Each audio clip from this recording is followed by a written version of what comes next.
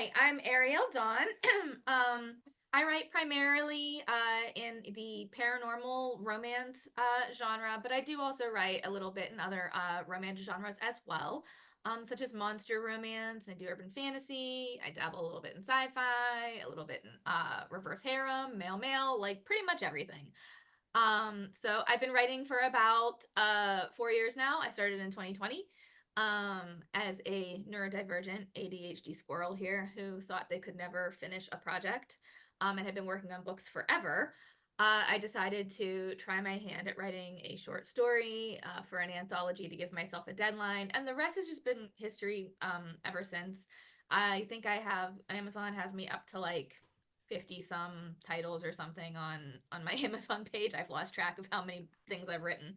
But today I am reading a live read from my best-selling series, The Monsters of Ashwood, which stuff is just falling out. Mind that. But it is a duet, so they are very short, they're very spicy. They are dark monster reverse harem romances with male. I actually just finished running a Kickstarter for a special edition of this, and I probably will have some extra copies that I will be doing some giveaways for in my group on Facebook. So if you're not already in there, in Dusk Chasers, Ariel Dawn's official reader group on Facebook, head over there to stay updated on all of that. And I'm going to start my live read. We both sit cross-legged on Jenna's bed, Virginia's old bed, staring at the wooden board between us.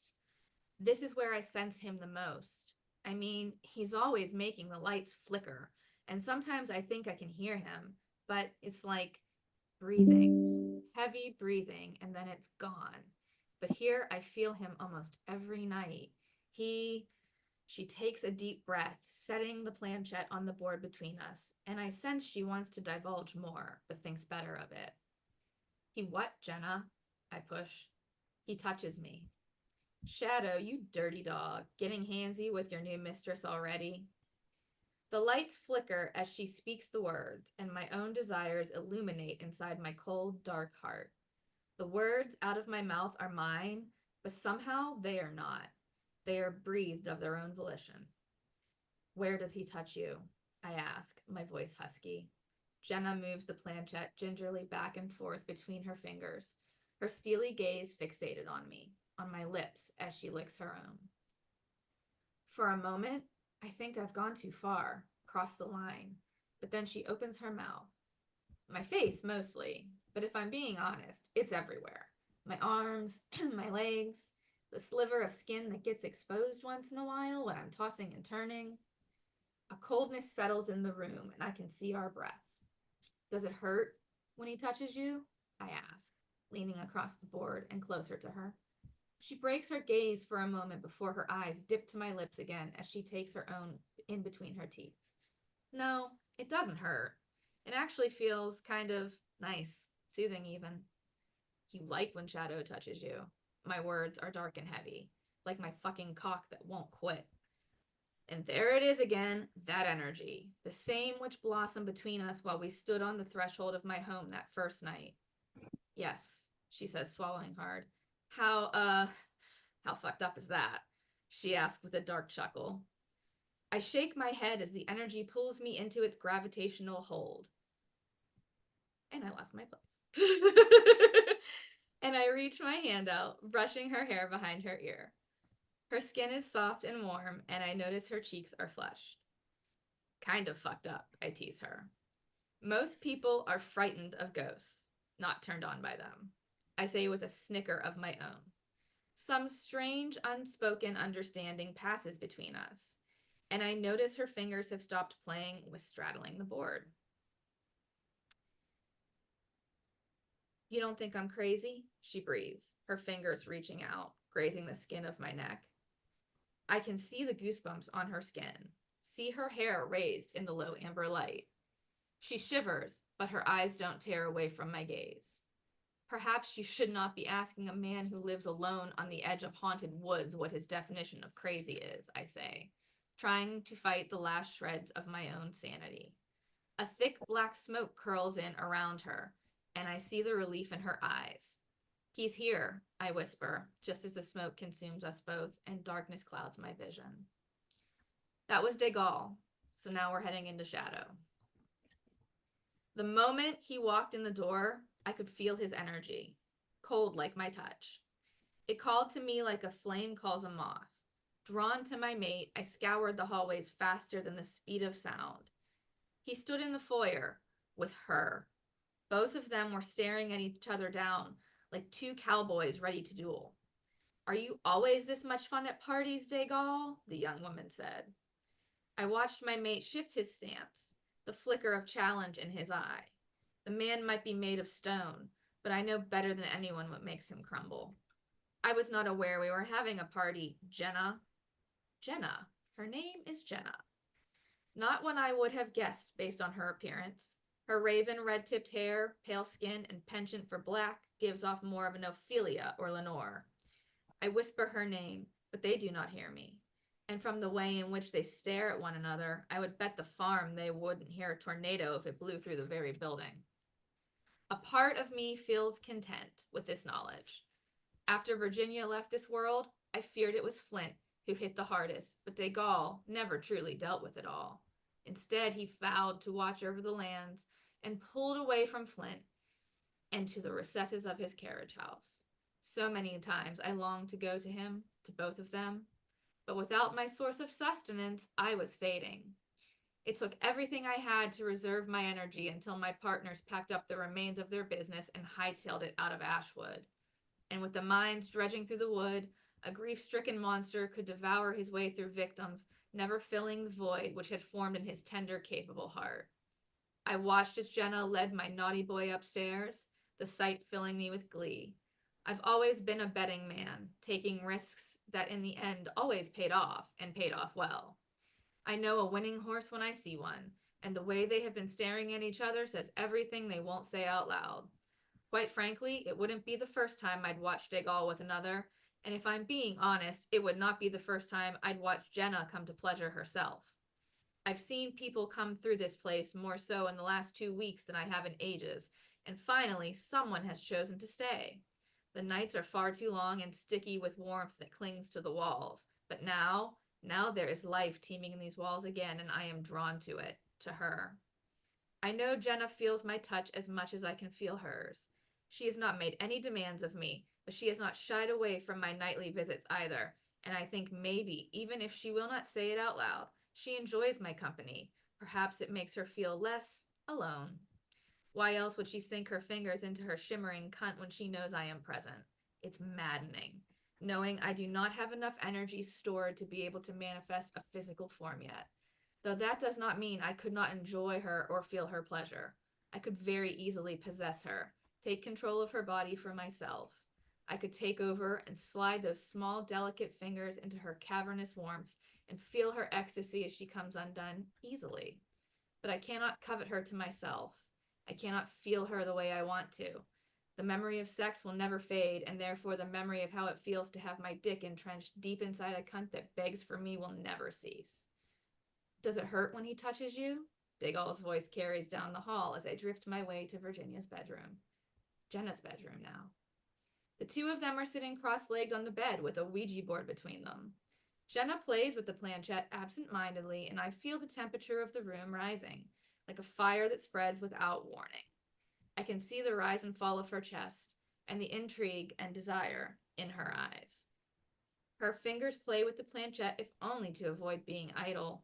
I've noticed our dear Jenna's twitching fingers and how she bites her lip as if she's trying to stifle her own behaviors, mask it almost. There are secrets Jenna keeps, that I am sure of. I watch as Jenna's eyes fall to De Gaulle's luscious lips, lips I remember fondly, lips that would bring any one of us to our knees. Why do they fight what is so unbearably obvious? Why does he not ravage her as he should? I've never known De Gaulle to be timid or apprehensive in any sense, especially when it comes to what he wants. And I know he wants her, Jenna. And how can I blame him when I want her as well?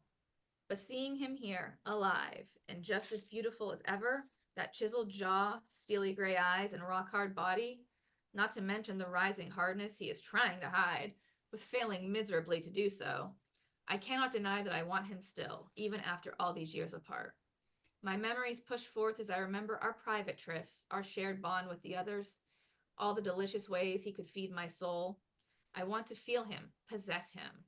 Perhaps he can feed me now, give me what I need, and then I float into the room, but neither of them sees me.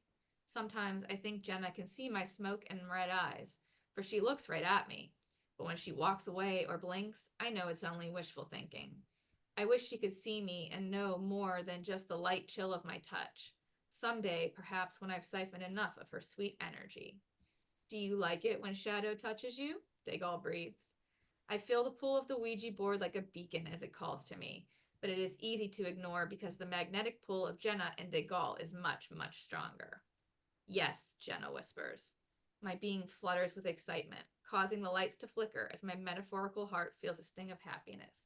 She likes it when I touch her. Maybe I should advance my ministrations. How fucked up is that? She asks, a dark laugh escaping her bright candy apple lips. Images flood me of what those lips would look like wrapped around Degal's swollen knot. Would it lock in her mouth? Would it stop her from breathing when the onslaught of his seed came? Would she swallow it down, or would it seep out the corners of those ruby lips and run down her alabaster skin? Arousal builds within me, and I let out a groan. But it is moot. No one can hear me, and I cannot come completely without a physical form.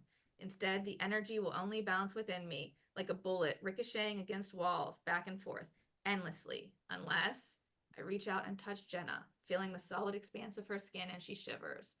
My form wraps around her with the instinct to warm her, but I cannot warm her. Not like this. Degal's eyes meet mine, and I know he sees me. He truly sees me. And that alone is a dream I thought I would never experience again. In his eyes, I can see everything. I can see us tangled up together with Virginia. I can see him against the setting sun of the porch of his carriage house, shirtless and covered in coal dust. I can see him on his knees before me, perfectly poised to take my dick into his mouth. I can see the tears in his eyes after they buried Virginia, even though he turned away from me. But most of all, I can see longing, love. It's been far too long since I've seen my naughty gargoyle and felt the warmth of physical form. Since I came, it isn't a question as much as an invitation, a wordless wish that I long to fulfill. So I don't think twice about leaving Jenna. After all, I will be with her soon enough. So that's Voices in the Dark. That is the first book in the Monsters of Ashwood series. So I'll open. That was hot. Thank you. I'll open it up to questions, comments, whatever. So, do you sell your books on any place besides Amazon? So I have a bunch of books on different platforms. I have some stuff on Amazon, some stuff in Kindle Unlimited, and I do have some stuff wide on other retailers as well. So I'm a little bit of everywhere. So we can't buy directly from you? You can, you absolutely can. So I do have direct forms. I do use Beventi and Google Forms.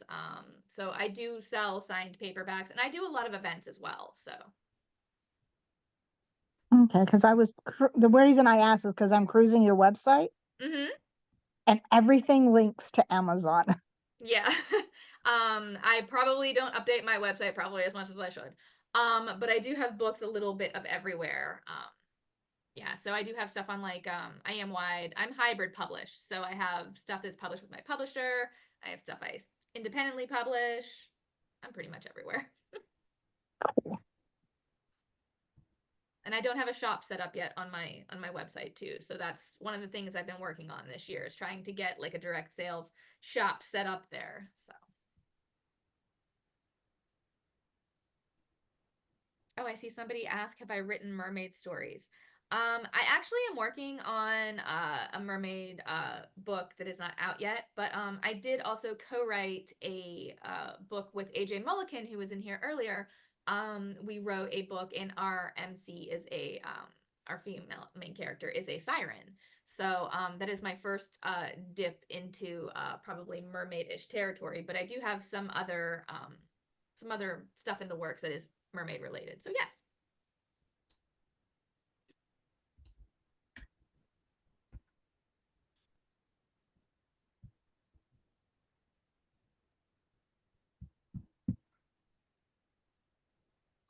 someone says I love the Hunter Games series. Oh my gosh, thank you so much.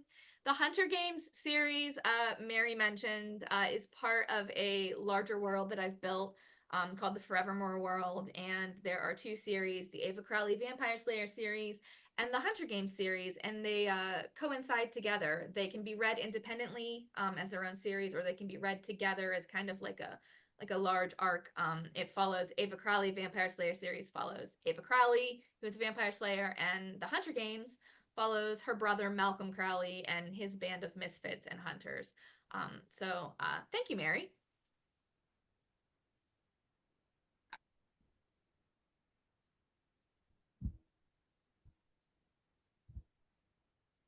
Ariel, that was amazing. Thank you. Thank you so much. Does anyone have anything else to add, or should I give a couple more minutes? That was a fabulous read. Just wow. Thank you. Yes, I enjoyed that. Thank you. Thank you.